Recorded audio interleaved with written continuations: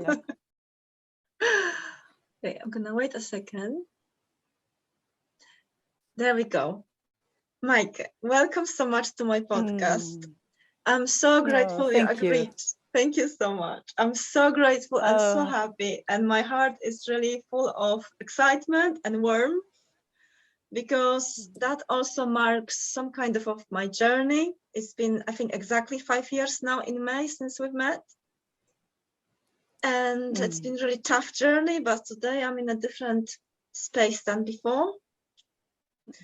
And just to for our listeners, this is the first podcast from the series that I'm starting to host with various healers, teachers, people who contribute to this difficult but also really beautiful change that's happening on the planet. The topics that will be covered in this series will be around things like trauma, being present, finding inner peace, finding the source of love, connection, relationships. So all the really interesting things that we all are interested in our life and that really deeply move us. And Meike Schuett is, I would say, international teacher, I would say, of satsang, because Meike, you've been traveling with Isaac and I think on your own as well for many years now. And the way I came across Meike, she's not that famous, I think, I'm not sure, because it's not so easy to Google you and find you, otherwise through the Isaac's website. At least I couldn't find you otherwise in a different way.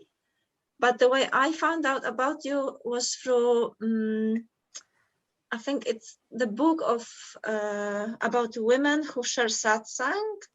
It's like Ordinary Women, Extraordinary Wisdom. And you were mentioned at the very end that the author didn't make an interview with you, but she mentioned you. So I Googled you, I found you, and I listened to your meditation or interview maybe. And in this interview, you were talking about something really beautiful, about how on the circles of women that you run, many women are afraid of stopping and sitting down, because they're afraid that if they will sit down, they will not get up again. And today's podcast is gonna be about love in general, about love of God to us, about love that we are looking for in our lives, inner love, outer love. It's all connected, and let's see where it's gonna take us. And it's not actually an interview. It's the idea of the podcast is to talk together, to explore together. So it's not like the classic question answer thing. It's more like, let's dance together. Let's make it fluid. Let's see where this journey, this meeting will take us. And we'll see how it goes. It's an experiment. How does that sound, Meike? Oh, wonderful. And hello. Hey, Jasmine. Nice to be here, and thank you for inviting. And I'm really looking forward to having a conversation. Thank you so much. So yeah, to come back maybe to what I've said just a second ago, I remember that you, in a way, I don't know if you were surprised by that statement that if I will sit down, like some of the women who come to the circle would say, if I sit down, I'm afraid I'm not gonna get up again. Were you surprised by that, or how was it for you to hear that? You know, I don't even know when, which interview or which meeting or what it was. You know, it's sometimes things get said, and you know, then you move on. So it's you know, I would love to start fresh if possible, because I don't have a memory of that meeting even. Yeah, And absolutely. So yeah. So it's not so easy for me to track it back. Yeah, but I'm sure that you meet. Yeah, I'm sure that you meet many people now who probably say the same. Although it depends if somebody is new to a satsang, probably or not. But I think it's a really common thing in our culture that we are afraid of slowing down. We're kind of running. Yeah. I can tell it for myself. Yeah. I have a problem to slow down. And both you and Isaac very often tell a lot about trauma and the mechanism of trauma, how it manifests in the body, and how it's difficult to deal with it or heal it on your own, that actually the healing happens in a connection with others. So your satsang is kind of an invitation for people to connect, not only with the presence, but also with each other. And that helps to slow down. Which is actually the same. The moment we come into presence, the moment we, whatever we are, slow down and we arrive here, the sense of connection opens up by itself. It's a paradox in a certain way. But you know how it is. It's like, you come into a space and it feels really good. And it's like, wow, what's going on here? And you just, take a deep breath and you arrive. The moment that happens in our system, the sense of connection is there immediately, isn't it? It's like all of a sudden, you can see, you can hear, you can smell, all your senses wake up and reach actually out into connection. Yes. The moment there's stress, you know, when you enter a room and whoa, there's just been a fight or something going, it's like, oh my God, everything contracts and the sense of separation is there. It's actually very, very simple. You know, everybody knows that in their own experience. So what I love to is to invite to come into a field where our systems calm down, slow down, and then we see what wants to be explored, if there's anything that wants to be seen, anything that wants to come home, actually, into connection again. Yes. Yeah, and you can feel it even when we sit together right now, even though I'm in Australia, you're in Scotland. Yeah, see, you know, even in our little interchange already, I can feel our systems are coming more together. That's true. Into sync. In tune. Yeah, so that's my invitation. Yes, and it's also interesting how that might become addictive in a way, and that people start going to satsangs as often as they can, because they somehow are struggling to find this feeling of peace and settling down and safety and calmness and rest on their own or around in their life with their surroundings and so on. So they start going as often as they can for satsangs, and that becomes something like a way of trying to survive the everyday life, which is so painful and difficult to them. And somehow it's difficult to find this peace and have it in the ordinary circumstances with people who maybe are not ready to connect with it just yet. And then our systems are so kind of all the time traumatized sometimes by the amount of sounds, the amount of events, the amount of tasks, the amount of interactions that we are required to do at work, in our family lives. And I can see it, I could see it in the communities where I was going for satsangs, that people sometimes would be going every month for a retreat, every 3 months for a retreat, and would be really waiting to it. And then it seemed a bit like a less struggle to go there because of this connection with like-minded hearts and souls. But then in everyday life, it's a little bit like feeling lonely, not understood, not connected. And to me, this journey of finding myself includes very much the acceptance of who I am as this body-mind, let's say, this personality, and celebrating it. And in this way, I started finding more acceptance within myself. Because it seems to me like sometimes there is a misunderstanding that satsang is something like a connection only with the silence, with the source, with the presence. And the very manifestation of the source is kind of neglected, as if the body-mind wasn't included in it. And it is very much included. And I also feel that when the presence starts welcoming itself in the body, in the nervous system, this is where actually the peacefulness arises. So the work with trauma is actually essential in this, because the peace and the silence is not somewhere out there, but it's actually felt in the body. How do you relate to that, Meike? Yeah, you know, oh, there were a lot of statements in what you just said. Mm-hmm. So, oh, yay, huh? Where to start? I mean, just with satsang, how I understand satsang, and you know, it's a Sanskrit word, so it's not even from my personal culture. So, you know, how I understand it, it is coming together in a truthful way and inquiring into who are we actually, because you know we are so used to identifying as this body, or even name. People say, I am so and so, I am this, I am that.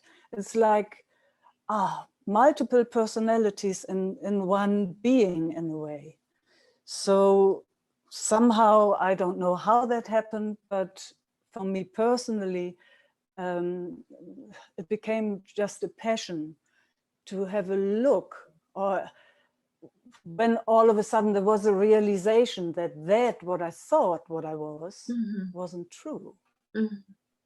So it was, and it's stripping away in a way, you know, like everything that sense of I thought what it was, it's just crumbling off, because it just sees again, it's not, you know, and I know what you mean when you say embodiment and so on, but the way I can see, I am not the body. There is something which is not a thing there, which is beyond the body. The body is always changing. I mean, look, when we met 5 years ago, I mean, that you still recognize me is a miracle in a way, because 5 years, you know, how many cells have changed. They say 10,000 cells change, die and reproduce in every moment. So every breath, 10,000 go and 10,000 new come. And they never really come as the same. Yes. So we're changing all the time. We're changing all the time at the same time.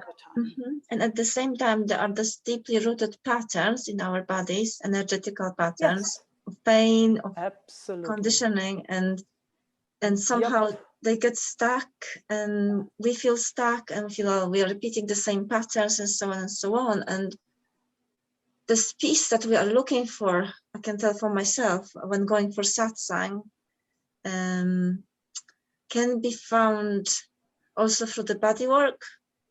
Doesn't have to be found through kind of inquiry that is, I feel sometimes a bit, maybe at the beginning intellectual. At least I can tell for myself, when I was depressed, I would be sometimes. How is it right now? Because, you know, in our conversation, do you feel that it's intellectual? No. Good. No, but I can tell about my past, how I was starting of the satsang. No, it's not like that anymore. It's different every time I look at it. It's different. It's never the same. Each time I'm coming back to satsang, it's not the same. It's always deep. There you go. It's always deeper. It's always different. It's always a revelation. But in a way, I stopped being interested in it, because I started being, in a way, interested in living. I started finding in myself an urge to live. whereas before I was coming from the art to die. And looking for the satsang was really, I remember myself lying in bed being really depressed, struggling to get up. And all I could do was listening to the satsang. That was the only thing that I was able to do that brought me some kind of, I don't know what it was, but not even hope, just that I didn't kill myself was really, I think, only because I was listening to the satsangs at that time. Because my body was absolutely not able to do anything. And I was scared of it. I was absolutely scared of it because that was beyond my control. So the mind was like, I need to do something. My life is falling apart. I'm not going to work. I'm not earning money. I'm dependent on my actually ex-partner here. I don't know how long he's gonna hang around and not just have enough of it, you know, all of the scary thoughts. So I was listening to the satsangs, and that helped me to go through it. And at the same time, I was working a lot of trauma. And I know that both you and Isaac are really big on this work and bringing the system to peace. Sometimes I remember, like on the satsang that we've met, that you were encouraging people, for example, to hold each other's hand. And you sometimes were saying also there that if you feel like sometimes nervous, you take or you ask Isaac if you can take his hand, and that helps you to calm down because there's this sense of connection. So we are embodied presence. We are very much, the body is also the presence. It's not separate from it. That's my experience. And I feel like at that moment where I am now, my satsang is more about embodiment than what it was before. And I'm aware that it will change again, but I'm really much enjoying this way now. I'm really much enjoying, and I feel like everything is opening in me. Everything is opening.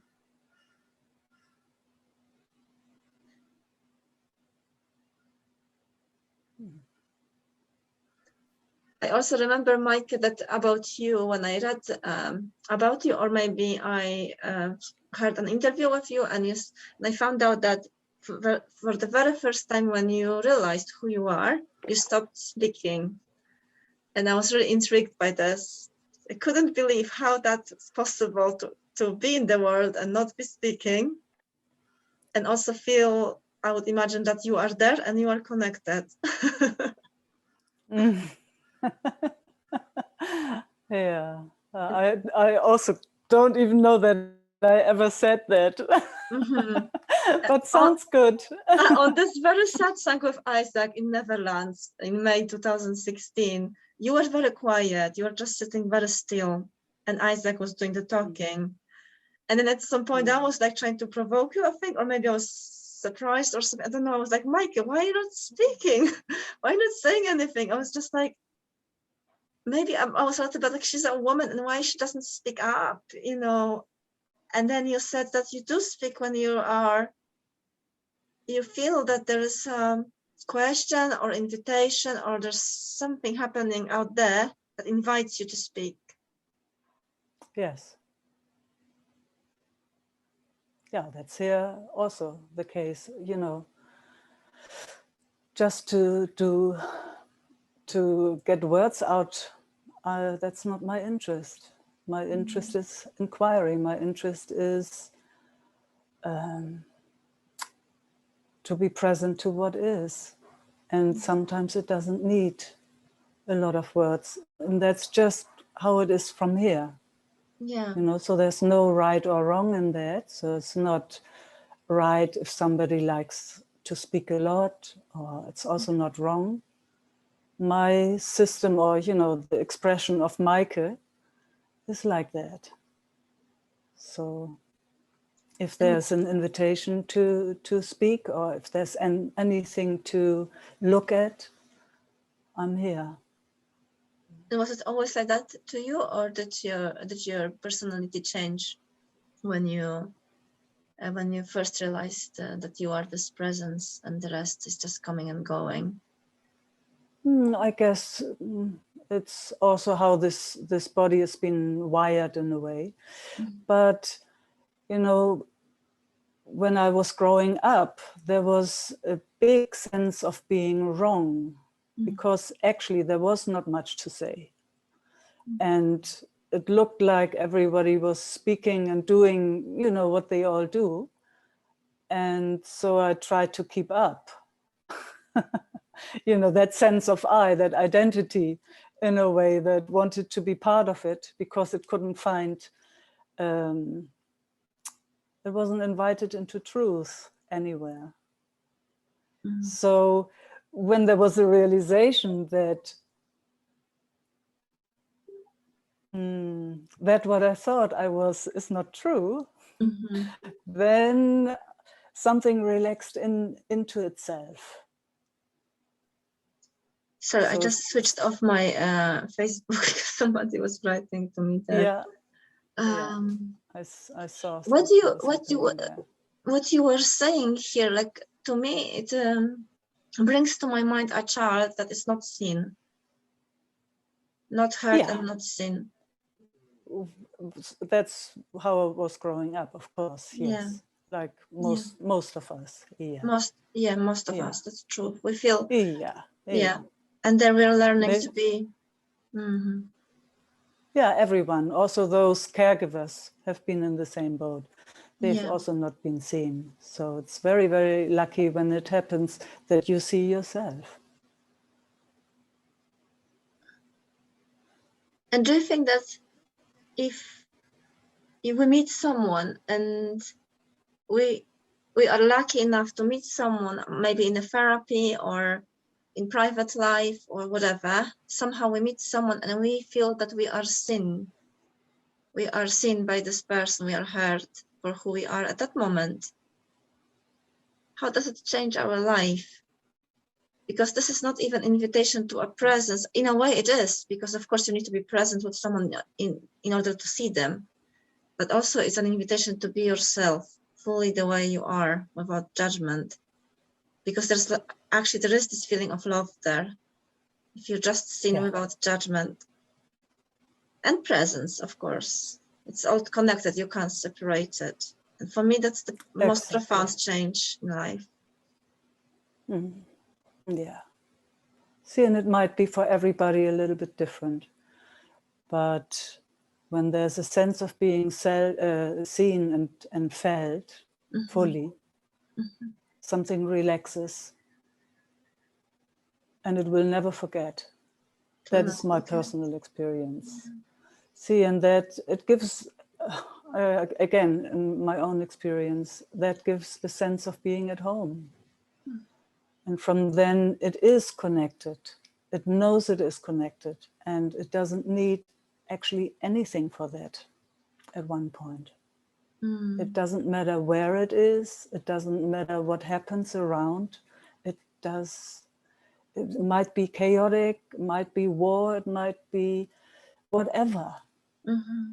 But when there's this sense, it's beyond the word sense actually. When you're at home, you're at home. Nothing can happen. And that is it almost that's like grace, that? Grace. Is it something like that? Would you describe it in a way that nothing can move you in a way? Because the waves come and go. You mean me personally, or I'm trying to describe this place where the one that you're talking about just now. It's in a way almost like you're here and everything flows through you, but you're always here. So whatever flows through you you might enjoy it. You might even enjoy not enjoying it, but it's a sensation. It's an event. It's a happening. It might be scary, it might be beautiful. But in a way, you're here. Therefore, you found the core of yourself, which cannot be destroyed. And this sense that I cannot be destroyed, that brings peace, because whatever will happen, you're not gonna be gone.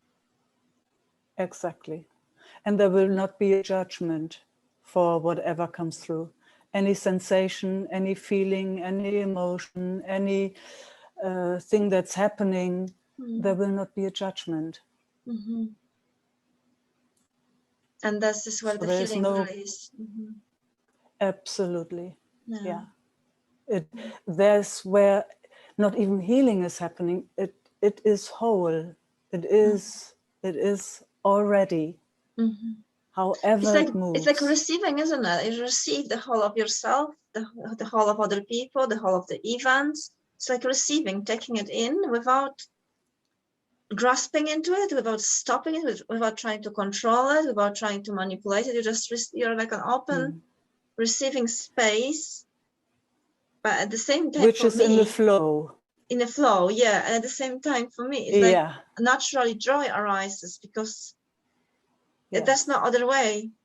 Really, you're just enjoying this dance and even excitement, I would say, you know, like, wow, I mean, what an amazing dance of life, just in the middle of me, or I'm in the middle of it.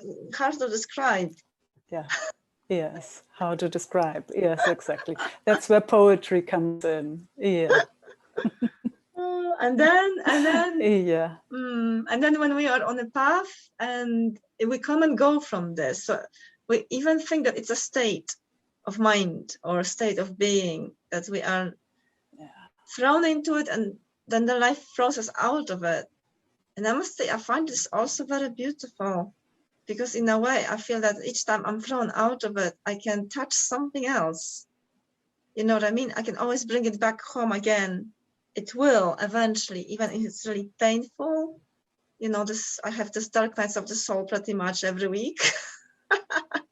But then the next time, it seems like, something has settled. Something's been lived through, and now it can settle down. And then another, you know, it's like waves, yeah? This wave comes, it's a storm, and it can settle again. Settle for a little bit, and another one comes. It's a stormy weather. I'm lost. You know, I'm present, but I'm also lost. And then again, coming back to the joy, coming back to the enjoyment that I'm alive, that I'm alive, just feeling alive. When you speak about that I that you're just speaking about, I mean, how it sounds to me is that's not who I actually am. I know what you mean, but in a way, I know exactly what you mean. Oh, good. But in a way, I let go of trying to find out who I was, and that brought me a lot of peace. In a way, I think, I don't know why, but at some point, I was going for so many satsangs. Also last time during the lockdown, and there's many online. Sometimes I would go even on a Sunday. There were 3 different satsangs with 3 different teachers. And over the week, there would be like a retreat online and stuff like that. And at some point, I was just like, wow, actually, I don't feel like going for another one. And that was really a good feeling to me. And then I started being busy with living. And only recently, I woke up, and for the first time in, I would say, over a decade, I felt I want to be alive. And I don't want to die, I want to be alive. And it was like an urge, like a baby takes a breath in. And it was like, oh, yes, fresh air. Yes, I want this fresh air, you know, I want to breathe in. And at that point, I stopped being interested in finding out who I was. And then at the same time, and I'm not saying that's the end of my journey, because I'm still alive. So I'm not like, oh, that's the end of my journey. No, I'm not thinking about it. I'm just not interested in finding out. And yeah, in a way, I know that satsang gave me a lot of groundedness, because I'm going through difficult feelings or thoughts. And then I know that I don't need to follow that. So they're happening, but I'm not scared. I don't know how to describe it. It's almost very difficult thing might be flowing through me, but there's this core of me there. But I know that came from satsang, really. It was just from, it's difficult to describe, because it's not really, partly it's intellectual, that everything comes and goes, but partly it's felt. It's just really felt. It's been seen through only that everything comes and goes, and there's something that doesn't come and go. And then that's fine. then that's fine. But I'm not thinking about it. I'm now not interested in this anymore. I'm more interested in, I don't know, going on with my busyness of life and enjoying it, enjoying the interactions, enjoying exploring, enjoying, oh my God, trying what's there in life, what's available there, what's happening on the planet, where else can I go? Where else, who else can I meet? What else is possible?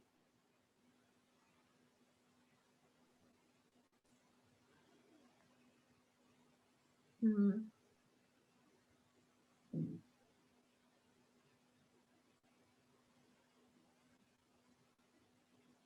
Mm.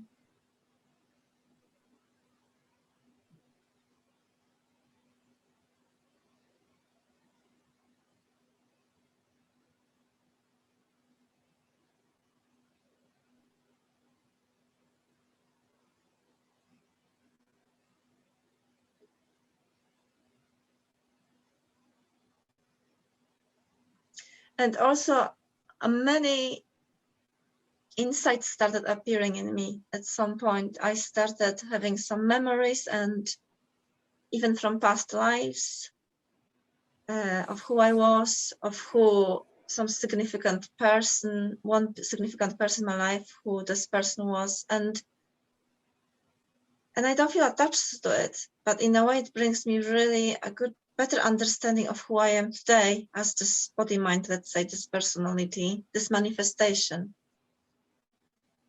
I remember when one of my teachers, Ragi, he said that, he says that many times, that the manifested and unmanifested are one. And at one point that hit me, that hit the spot. I am the same as manifestation, as the presence. And that was a relief, because I was always looking for outside of me. That it's gonna be outside of me. I'm not good enough. This is not, this personality, this Agnieszka or Jasmine is not good enough. There must be something else out there. And then when he said everything is one, the way he speaks is like, look around, everything is God. Everything you see is God. You are God.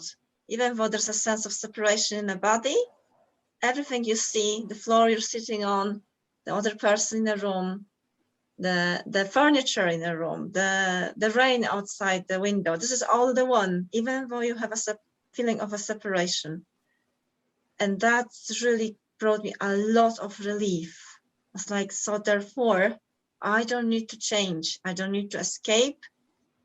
And I really love also what he was saying about that even though we are all one, there's no obligation to like each other. There's no obligation to not to argue, to not to, I don't know, there's no obligation for anything. You can go and choose what serves this body mind.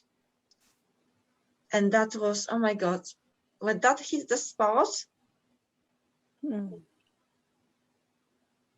I stopped looking for the presence that I had in my mind, what it looks like.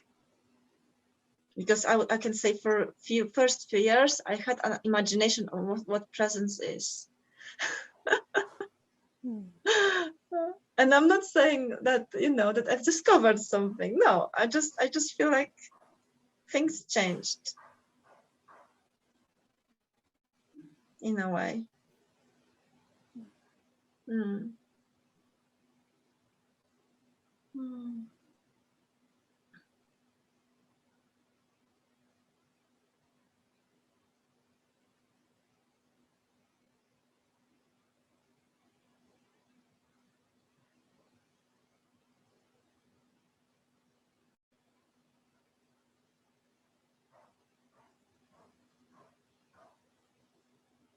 But Meike, now what comes to my mind? Let's talk about relationships. This is the juicy bit, isn't it?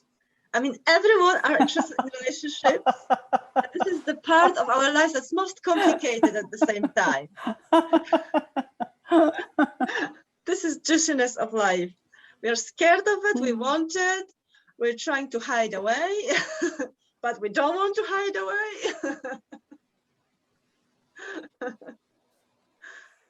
away. Yeah. Yeah, that too. You know, also again, just speaking from my own experience. as long as there was looking outwards, there was also a want and a need.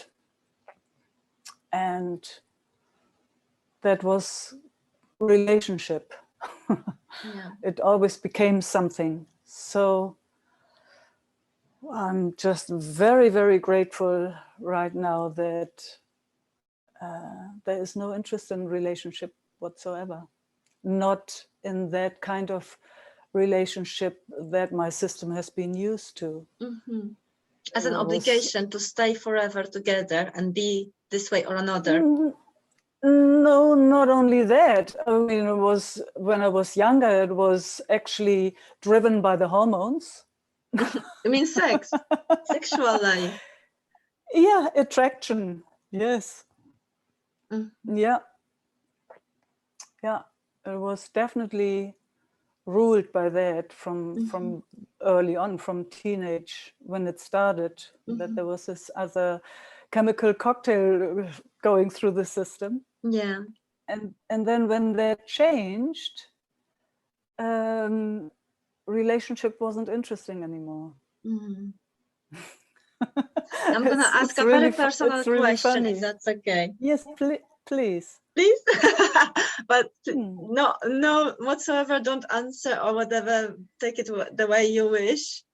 Absolutely, I will. Thank you.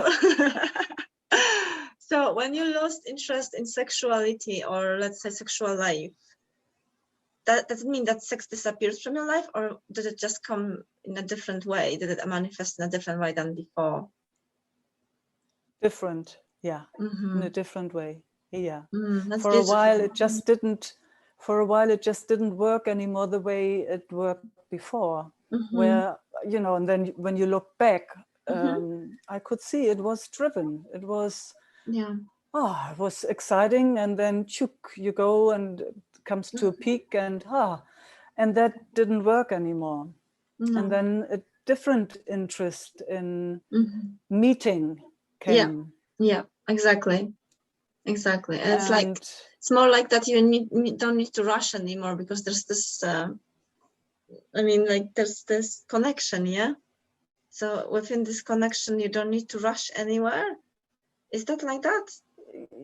Yeah, sometimes it's maybe it has to do with that too, but there is just the want and need kind of, that's gone. So now it's like is an interest of how to enjoy together with somebody else. And it's funny, you know, it doesn't matter if it's woman or man, or it's kind of all the same. I don't know how else to say that.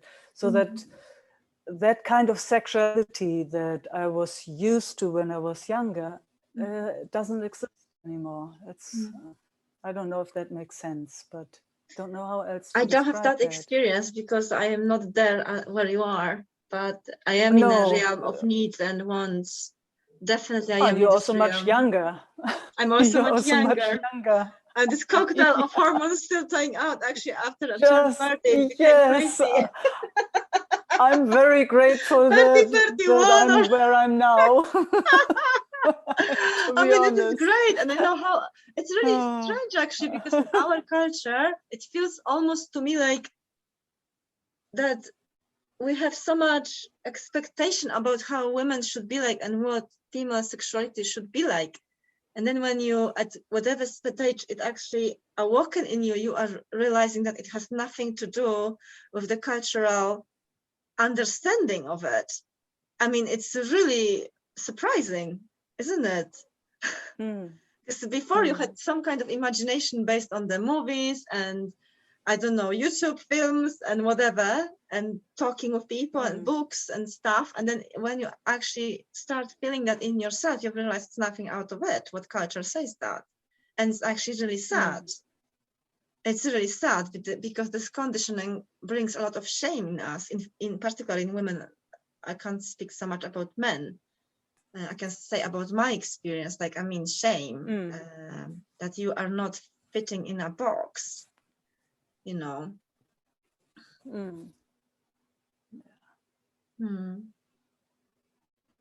But I also think that display of wants and needs, there's nothing wrong with it, you know. I mean, there's no reason to get rid of it, really.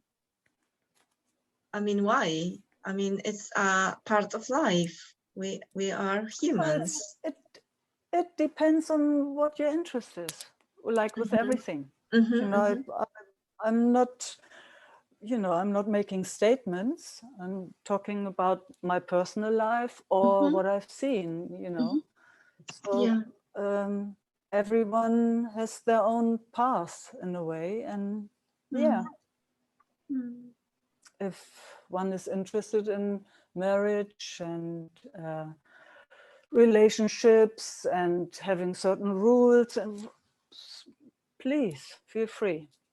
My system is not interested in that. Yeah. My system is interested in truth. My system is, I mean, you know, and that's a big word in a way. I don't know a better one. I just really love exploring everything. And it has brought me to not believing anything anymore, not believing the mind or anything whatsoever. And I'm very grateful for that. It's just grace in a way that brought me there, if there's a me. Yes. And when I'm hearing this, what you're saying, it brings to my mind the word freedom. It's really freeing. Yes. There's no expectations how things should go or will go, and trying to make things happen. And then you can meet. You are just here. There is nothing that can happen. Nothing. Nothing. Nothing. Nothing. All is well, only all the time. Nothing. If I commit suicide in this physical form, if I dance around and jump around, if I'm whatever, all is well. Always. It's a deep, deep knowing, and just here. It's not a statement. It's not, doesn't mean that everyone has to feel that way. I'm just talking from here. Yeah. All is well. It does not matter. And it doesn't mean that one doesn't step in. You know, it does not mean that there's no action happening. It does not mean anything, actually. Other than... I like that. Me too. Thanks for inspiring this. But yeah, because we are so busy in our minds about understanding the world and understanding what's happening and interpreting it. Good luck. Yeah, I mean, you can get so much caught in it. You can get so much caught in it and stuck and trying to fix things. And I mean, fixing is a big thing, isn't it? Like, this is not right. It needs to go a different way. Fixing and changing and getting rid of. And there's a huge fear underneath. There's a huge fear underneath. Huge fear, yeah. And if that is not seen, it runs and runs and runs and runs. And there is no way that you ever will see. Never. It's, I don't know, it's just not possible. Maybe by grace, all of a sudden it slaps you and woof, you see something else. And then it starts running again, like in all of us. Or just that you feel drawn to satsang or somewhere else when someone found this peace in themselves. Because it seems to me that when you are in a companionship of people or a person who found the peacefulness within themselves, then that means that you are drawn to it and it starts unfolding in you.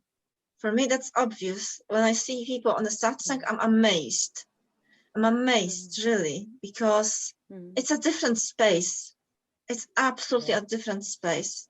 Yes, it is. And the mind sometimes goes so crazy there. When you enter the space, I remember how my mind is so chatty, and then I know I'm there, and at the same time, mind is absolutely crazy. I mean, much more than in a daily life, you know. It doesn't want to surrender, doesn't want to go into quietness. It wants to say everything at once. Obvious. Yeah, it's just more obvious. It's in daily life. It just does its thing, and when you come into a quieter place, you just see more clearly that that is what's going on. Yeah. Mm-hmm.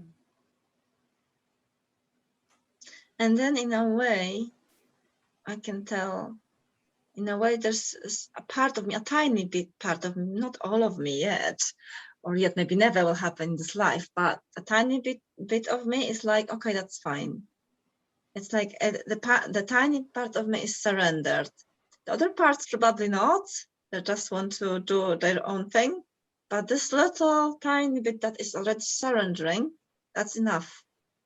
For now, it makes already such a difference. Yeah, You know? see, there's an idea that everything should surrender, but even that is a joke. Isn't it? It's like, try to convince something to surrender. It will not. It will not. No, and it doesn't have to anymore because... No, it doesn't have to. Yeah, because this It part that doesn't is... work that way. Yeah, it's almost like this part that is accepting the part that is struggling. That's enough. It doesn't need to be anything else than that. Although that doesn't mean it's not painful. It is painful. The part that struggles brings a lot of pain within itself. The pain is felt. But there's some kind of another part which is, okay, this is how things are. That's fine. That's painful. That's fine.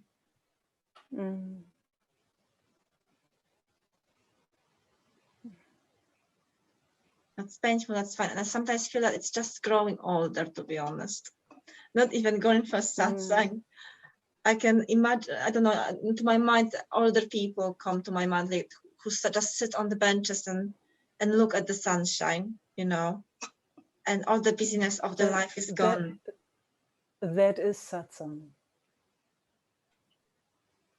Yeah, that is satsang. Wherever it finds peace for a moment and clear seeing comes with that, that is satsang. You don't need to go anywhere for that, but if that is helpful, go. But if not, doesn't matter. Satsang is everywhere.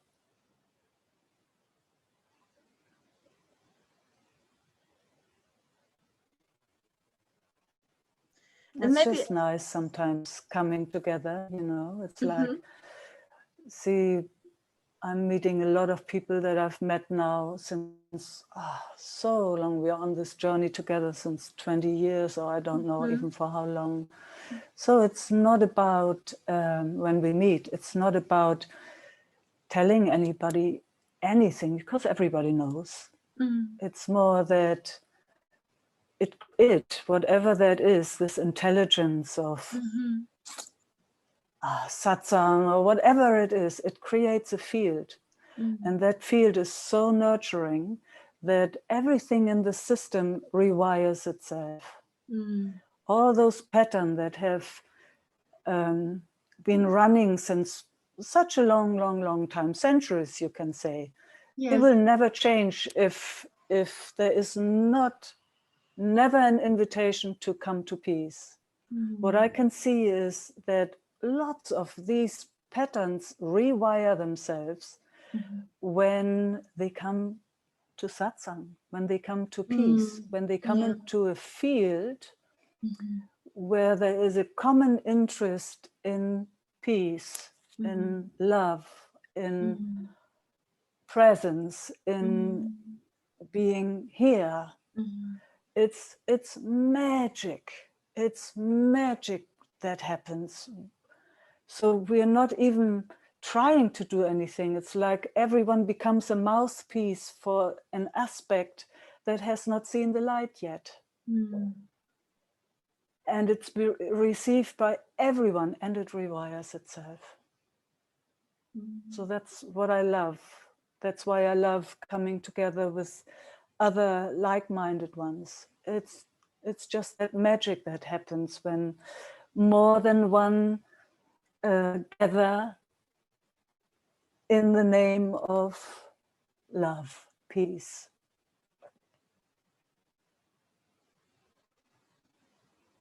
Now, like So, about that. So not to get anything or to work on anything. It's more, hearing the birds sing together, seeing the light change in every moment together.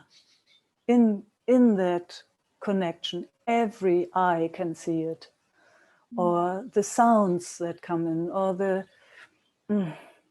smell, or whatever it is, how it feels on your skin. Yeah. And that in togetherness, that in connection is wonderful. That's when life makes sense to me. But also, again, that's just, it's not for everyone. Not everyone is interested, obviously. Otherwise, my meetings would be full. But it's not. And that's fine too, I see it, this life now as, I think the closest word that comes to my mind is dance. And in this dance, it's not personal. So whatever happens between people and between other beings, like animals and plants, and even, even concrete structure buildings, it's just, it comes and goes, it appears and disappears, and sometimes it's here, then it's there, like a wind going, or the rain that's going all around the planet. And it's not, I don't know how to call it. It doesn't belong to anybody. It just happens here, then it happens there. You can't even predict where it's gonna go, which way. You can see the person who is completely kind of busy in their life, and you can even say, oh, this person is messed up, they have so much trauma in their system and they don't know what they're doing, and they're just trying to fix everything. It's not happening, and they're very controlling. Maybe they're violent or aggressive, and maybe they're hurting other people or whatever. And you don't really know what's happening, because in a way, this something that the satsang belongs to is like, I don't know, the word Holy Spirit comes to my mind, and it doesn't even know itself how it's gonna work, because there's no agenda there. It's just going. Yeah, but it's just living. And there's everything included. There's identity sometimes. It knows that it walks through the door and not through the wall. It recognizes other beings. It recognizes everything. So when there's a child in front of you screaming, you will see if you pick it up or not. Everything has its place in a way, but it doesn't get stuck anywhere. Maybe it just doesn't. It doesn't even identify anything. It's not. Coming back. Yeah. It doesn't mean that it doesn't care. That it doesn't look after. No, this is not what I meant, that it doesn't care. I mean more like it's spontaneous, and that it's not fixed in a way that, it's a close person I have in my mind from my family now. And I can describe this person as, I would say, judging this person as like not really aware of things. And then I can see how even going for a cigarette and just having this moment of a cigarette, and he's in the peace. And this moment he's in peace, he's in peace. At that moment he's in a satsang. He never heard about satsang. He never heard about Papaji or Ramana, he never heard about any of that. He never worked on a trauma. He never worked on any of his issues. And he's just going for a cigarette. And at this moment, for a second, he's in a peace. And this is what I mean by this wind blowing where it goes, where it wants, spontaneously. Okay. It's not personal. It goes to everyone, everywhere. And you never know. And when it happens that it touches you, you don't know what it is. You don't have words. And in a way, it's even better, probably. Because if you had already the words and some kind of idea, then you might try to grasp it. If you don't have it, you might, in a way, it's like, I don't know, it just happens, yeah? And then it goes.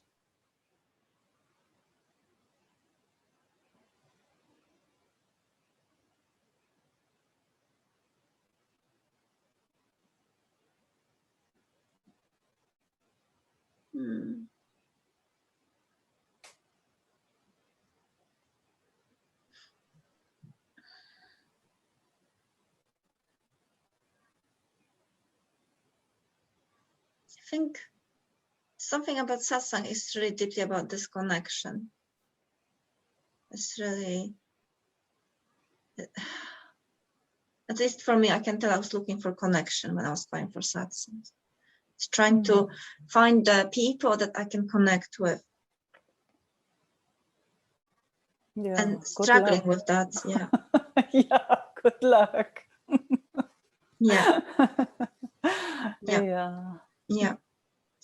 And then when I started opening up more, just kind of showing people my different pieces in ordinary life, which is really recent, I'm amazed how much I didn't see other people, how much I judged them, how much I thought they are judging me, how much what I thought that they can see is not right. They saw something else in me, which was true actually, you know, like being aggressive, for example.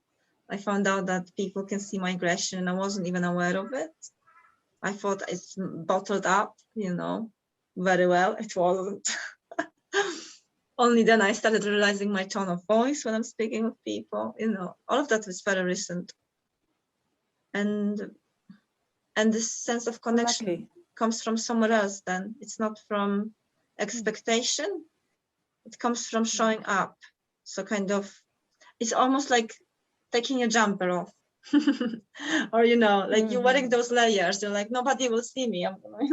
Nobody will see me. I'm gonna put another layer and they won't see me. And I'll shape it in this way. And I'll put a jumper that looks like that or is that brand, yeah? And they won't see me. And then, and you feel not seen. Yeah, you feel not seen. But it doesn't mean that people don't see you. You just feel not seen because you've put all of those layers there. You don't realize. And they just see a person with a huge number of layers. They can see it.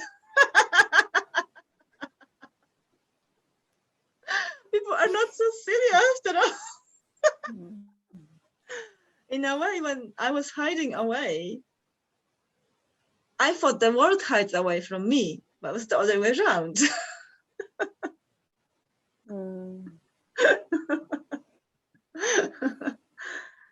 And taking a risk. I'm talking about a particular situation at work when I started crying at work recently.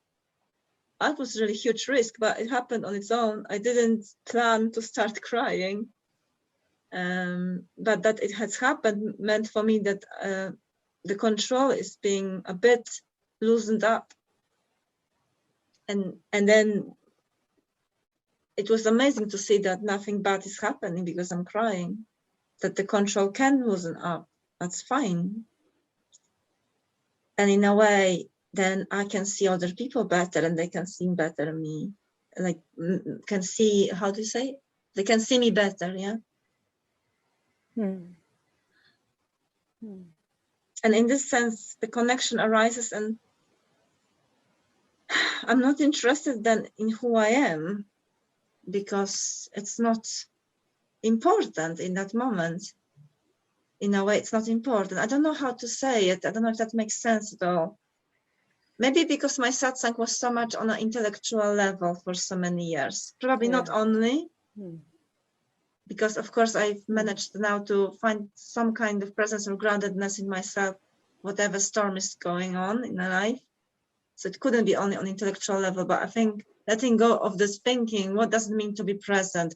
What is that is always here? All of those questions, you know, like koans, being tired of them, letting go of them, and like, I'm not interested in those questions anymore. It's like, wow, there's other things in life. You know what I mean, Meike? I think it's... Yeah, kind of. I don't know. Yeah, I mean, you know, it depends on where you are in your life, I guess, Yeah. you know. Yeah. Yeah. And that's, again, that's kind of, yeah, you want to live as easy as possible, I guess, huh? It's not even Especially if that. I there's just been want a to lot leave. of... It, like I said, I was in the arts to die. It wasn't conscious. I wasn't aware of it. But I don't know if you remember, maybe I shared that on a satsang. I lost a close person over 10 years ago. This person committed suicide. And since then, I was really in a movement towards death, but I didn't realize that. I wanted to go. So now it's not even about having easy life. It's more about having a self-esteem. It's more about, I don't know. I'll show you something. I'll show you something. There's this beautiful flower that opens up, and it's an amazing story, actually. I'll show you this flower. Wait. Look at that. So I have those flowers. There's this flower here. Can you see it? Yesterday, this flower opened up in the morning when I felt really relaxed. Not to that extent, but it opened up. And then I started running around being busy with my day. And a couple of hours later, I looked at the flower and it closed. It was closed again. And I never seen anything like that in my life before, that the flower would open up, not that to such extent as today. Today is even more open. But it was, you know, it was open like that one, and even more than that one. And then it was closed. And when I look at that flower, I was like, wait a second, this flower is communicating with me. It was, I realized it was communicating with me. And then I started asking myself, how am I feeling running around? You know, how am I feeling? And why do I need to run around? And why do I need to make everything right again? And I started asking myself those questions, and I slowed down, and the flower opened up very quickly. I mean, this is where I feel I am in my life. It's like this. It's almost like I want to control and contract and have influence, and things need to go according to my will. And now things must happen this way. And then there's like, how actually do you feel when you are like this? And it's like, oh my God, I feel, oh, it's terrible. And then it's a bit very little, yeah. So it's like from, I just can't say it because Mike can see camera, but the postcard will be without video. So I'm just clasping my hands together. I'm saying that the podcast will be without video. So I'm just putting my hands together and kind of making them into a fist. I'm just telling that to our listeners who will be listening to the podcast. And then when I ask myself, when I'm holding this fist like that, like both hands together into a fist, and it's like, I need to go this way. This things must happen. Everything is like all contracted. And if I'm able to stop myself and just ask, how do you feel now? How are you feeling? And it's like slowly, it's like, letting go a bit. It felt so tight. You know, that you can't force it. It won't open if you force it. You can't tell it to open, you know. You can't tell it to slow down. Just need to be with it. How are you feeling?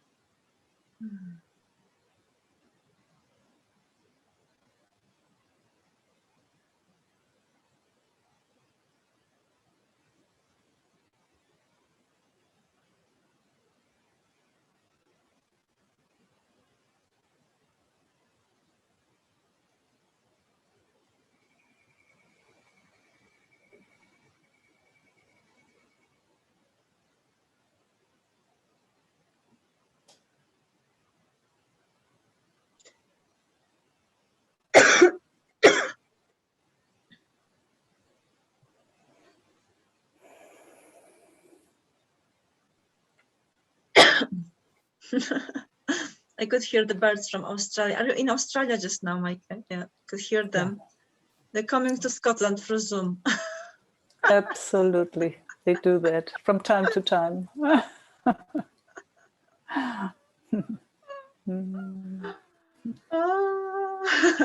Meike, and what's your plans? Like we've been here for, I think, an hour now, so I don't want to keep you much longer. But I wanted to ask you, what's your plans? If you have any plans, or is it just like letting go of everything and being present, or is there something like I don't know if there's a retreat that's happening soon that you're looking forward to, or something else? Maybe you have grandchildren. I think you do have grandchildren, don't you? Yeah, traveling is right now not really an option. So I have a website, MeikeSchuett.com. So if anybody is interested, have a look. So I'm offering Zoom online meetings, and I will have a retreat in the beginning of June, a 5-day retreat, also online. So that's what I'm offering, and I have meetings here at home. In Australia, which town in Australia? Byron Bay. Byron Bay. Oh, that's been a while there, no? Say again? Byron Bay, that's been a while, the spot for the satsang and stuff, wasn't it? I'm living here since 20 years. 20 years, yeah. Yes. Home base. I mean, I've been traveling for quite a while, but now since a few years, I'm not traveling overseas anymore. I've been traveling in Australia, but right now it's seemingly home time for a lot of us. Yeah. So Zoom meetings. And otherwise just living life. Living life, or letting life live itself. Or live itself, Move you. Yes. So that's no plans right now for anything special. I mean, like I said, traveling is right now not an option. Yeah. Do you miss it? Just No. Can't say that I'm missing anything. No, it was good for the time that it happened, and I'm very lucky. I'm living in a most beautiful place, and we have all these beautiful markets around. So I live in nature. I'm just very, very grateful for where life put me. So I'm maybe also at an age. Sometimes I think, it's time to retire. So. but even that is a joke, because the exploration doesn't have to do with that. I'm just very grateful for where I am. So not much else to say about that. All is really well.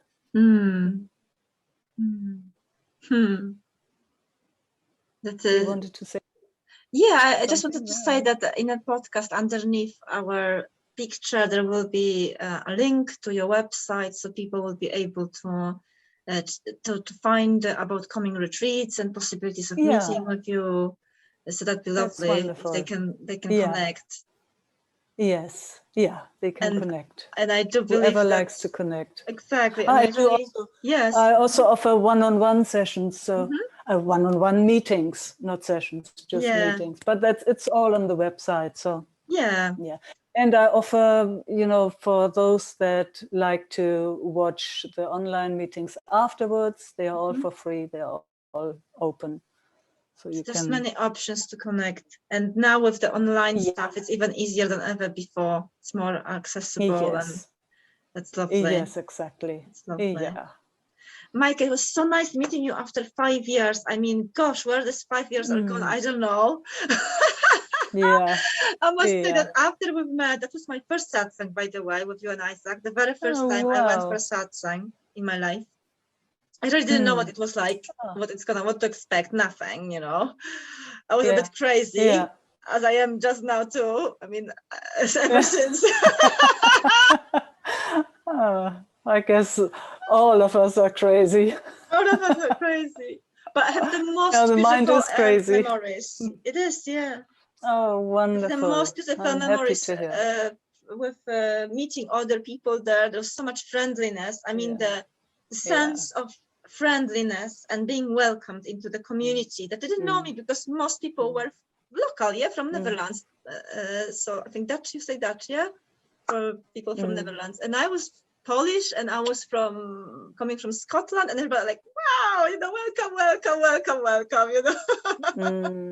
Yeah, and I it's a felt so very, loved, very really. beautiful Sangha. Yeah, I felt very really beautiful loved. Sangha in Holland, everywhere. And all of the Sangha is really, really beautiful here.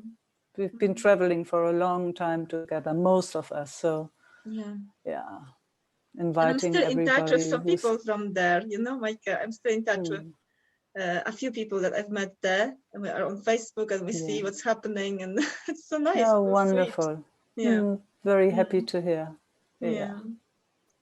Meike, thank you so much from the bottom of my heart.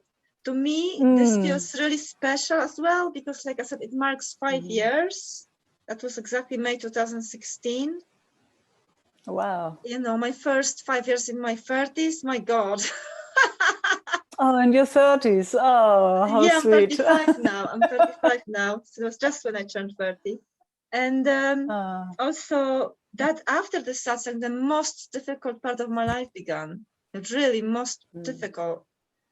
And I almost feel today that we are meeting, it's almost like a celebration of life to me. I really at some point wanted not to be here. And today I feel so happy that this is happening, that I'm here, that I'm still here. I'm still here. I'm glad you're still here. Thank you, Me too. Very, very glad. Thank you so much. Lots of love, and good luck with your podcast and whatever you want to do. Thank you so much. Be in touch. Bye now. Ciao. Ciao.